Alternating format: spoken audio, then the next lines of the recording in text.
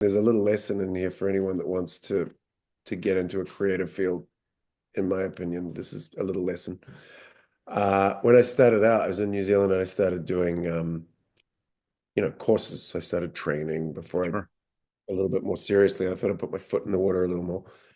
And I did a course with an acting teacher that shall remain nameless, who, after a few weeks, advised me that I should think about directing. And I said, "Why?" She said, "Well, I just haven't seen the actor in you yet." And it terrified me, absolutely terrified me. And I walked out the room going, "Oh my God, what does that mean? Am I barking up the wrong tree? Am I what do I what?" And at that point, you have a choice. You listen to them and you let someone else dictate the terms of your engagement with what you want to do, and effectively quash your dream, even if it was embryonic. Um, or you use that as fuel. Right. And so the next week I showed up and I said to her, to all of 24 years old, I showed 23 or something, showed up and I said, "You know what? You're wrong.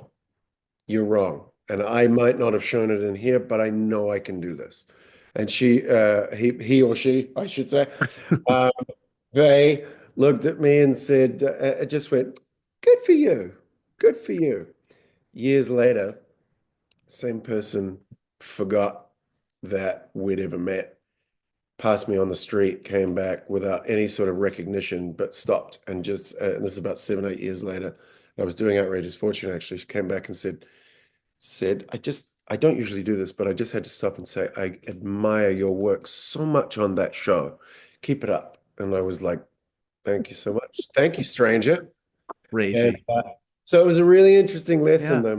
though. That's the thing about creativity. There's so much that goes into it. So much is about context. So much is about where you're at. So much is about who you are as a person and where you're at creatively and what you're ready to engage, how much you're ready to engage.